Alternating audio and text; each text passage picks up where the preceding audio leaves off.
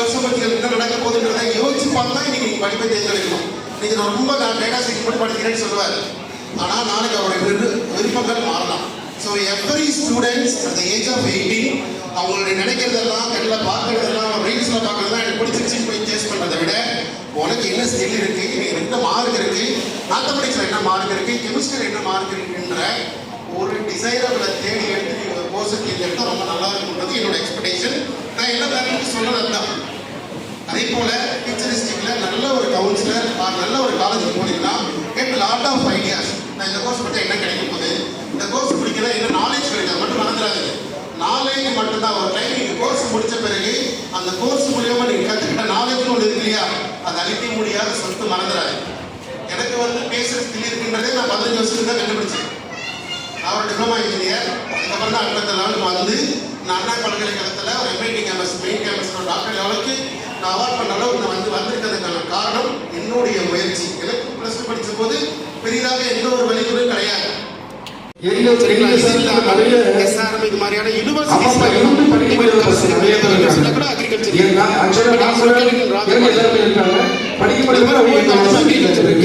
Agriculture படிக்கிறதுனால government வேலைக்கு போறதுக்கான நாளை படிப்புக்கு ரிலேட்டடாக நம்மளால் என்ன பண்ண முடியும்னு யோசிக்கும் போது நம்ம ஐயா சொன்ன மாதிரி தான் அப்துல் கலாம் சார் சொன்னது, இன்னும் ஏதாச்சும் பண்ணணும்னு ஸ்டார்ட் பண்ணி இந்த மாதிரி ஒரு ஸ்டார் எஜுகேஷன் ட்ரஸ்ட்டையும் ஸ்டார்ட் பண்ணி இன்னைக்கு இவ்வளோ தூரம் வந்திருக்கோம். இதுக்கு ரொம்ப உறுதுணையாக ரொம்ப ஈச் எவ்ரிவன் எனக்கு கைட் பண்ணி இவ்வளோ தூரம் கொண்டு வந்ததுக்கு ரொம்ப நன்றி தெரிவிச்சுங்க நம்ம கவுன் சாருக்கு. இப்போ இவங்களும் பார்த்தீங்கன்னா இப்போ கைகோல் இருக்காங்க. இவங்களோட ஆசிரியரும் இவங்களோட குவாலிஃபிகேஷனோட இவ்வளோ தூரம் வந்திருக்கும். அதனால இது எவ்வளோ பேருக்கு யூஸ்ஃபுல்லாக இருந்துச்சுன்னு கேட்க எல்லாம் கைத்த முடியுங்க. உண்மையான எடுத்துக்கலாமா? சரிங்களா? இது இல்லாமல் SRM இது மாதிரியான யூனிவர்சிட்டிஸ் லெவலும் ஈவன் கலசரிங்க யூனிவர்சிட்டியில் கூட அக்ரிகல்ச்சர் இருக்கு. But it's located in Rajapalayam. அது மாதிரி ஒவ்வொரு காலேஜுமே அக்ரிகல்ச்சர் இருக்கு. அக்ரிகல்ச்சர் படிக்கிறதுனால கவர்மெண்ட் வேலைக்கு போறதுக்கான நாளை கோர்ஸுக்கு எந்த கம்பெனிங்க வேலைக்கு ஆள் எடுக்க வராங்க, வெளியில் ஆஃப் கேம்பஸ் எப்படி போய் அட்டன் பண்ணலாம், ஆன் கேம்பஸ் அந்த மாதிரி விஷயங்களை நம்ம கேட்டு தெரிஞ்சுக்கலாம். அந்த ஸ்டாஃபு கிட்ட கோர்ஸ் பற்றி நீங்கள் கண்டிப்பாக தெரிஞ்சுக்கிட்டு நீங்கள் ஒரு டிசைன் பண்ணக்கூடிய ஒரு விஷயமா இன்னைக்கு அரேஞ்ச் பண்ணியிருக்காங்க. இன்னும் நிறைய விஷயங்கள் சொல்றதுக்கு இங்கே ஆட்கள் இருக்காங்க. டாக்டர் சரவணன் இருக்கார். அவரை பற்றி நான் ஒரு விஷயம் சொல்லி ஆகணும். அவரும் நானும் ஒரே கல்லூரியில் ஒர்க் பண்ணோம். இப்போ நாங்கள் 2 பேருமே ஒரு கல்லூரியில் இல்லை. அவர் மெக்கானிக்கல் டிபார்ட்மெண்ட் இன்ஜினியரிங்கில் அவர் டாக்டரேட், அவர் மெக்கானிக்கல் இன்ஜினியரிங் முடிச்சிருக்காங்க. இப்போ அவர் ஒரு அறக்கட்டளை, அவங்க அம்மாவோட நேமில் ஒரு அறக்கட்டளை வச்சுக்கிட்டு நிறைய கல்வி சார்ந்த பணிகள் பண்ணுறாங்க. எஜுகேஷன் ரிலேட்டடாகவே பிஸ்னஸும் தான். இது நம்ம எடுத்த முடிவு சரியான முடிவான்னு நம்ம அதை சரிப்படுத்திக்கலாம். ஒன்று, முடிவு எடுக்காதவங்க இன்னைக்கு முடிவு எடுக்கலாம். அது 2. அதுக்கான ஒரு அழகான ஒரு ஏற்பாடு தான் இங்கே ஸ்டார் எஜுகேஷனல் ட்ரஸ்ட்டும் டாக்டர் அப்துல் கலாம் சமூக நல அறக்கட்டளையும் சேர்ந்து ரொம்ப அருமையான ஒரு நிகழ்ச்சி ஏற்பாடு பண்ணியிருக்காங்க.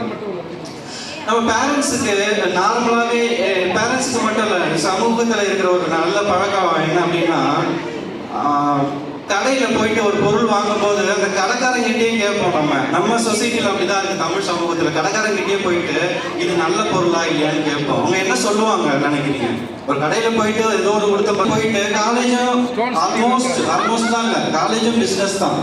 ஒரு மளிகை கடை மாதிரி, ஒரு டிரான்ஸ்போர்ட் கம்பெனி மாதிரி, மற்ற ஹோட்டல் பிஸ்னஸ் மாதிரி கல்வியும் என்னது, அதுவும் ஒரு பிஸ்னஸ் தான். சம்பாதிக்க தான் காலேஜ் வச்சிருக்கிறாங்க. அதில் யாருமே அதை மறந்துடாதீங்க. அப்படி இருக்கிற பட்சத்தில் அந்த காலேஜில் போய் இது நல்ல காலேஜான்னு கேட்டால் என்ன சொல்லுவாங்க? நல்ல காலேஜ் தான் சொல்லுவாங்க. ஆனால் நம்ம பேரண்ட்ஸ் அப்படிதான். இன்னைக்கு ஒரு பேரண்ட் என்ன பண்றாங்க, எல்லாருக்கிட்டையும் விசாரிக்கிறாங்க. நான் ஒரு காலேஜ் செலக்ட் பண்ணிட்டேன், அந்த காலேஜ் நல்ல காலேஜ், அருமையான காலேஜ், பெஸ்ட் காலேஜ், இங்கே தாராளமாக படிக்க வைங்க அப்படின்னு சொல்கிறாங்க. அப்படியா? நல்ல காலேஜா? பிளேஸ்மெண்ட் தான் கிடைக்குமா? நீங்கள் படித்தா உடனே வேலை கிடைக்கும், கண்டிப்பாக சேர்த்துருக்குண்டா. அப்படியா? சரி, நான் கூட இங்கே தான் படித்தேன் அப்படிங்கிறான் செக்யூரிட்டி.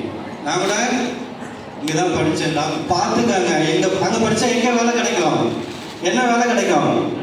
ஆமாம், செக்யூரிட்டி பதில் சொல்லிட்டான். அதுக்கப்புறமா நீ என்ட்ரி போட்டுட்டு காலேஜ் உள்ள போனீங்கன்னா உன் லைஃப்பை நீ தான் பார்த்துக்கணும். உன் லைஃப்பை நீ தான் பார்த்துக்கணும்.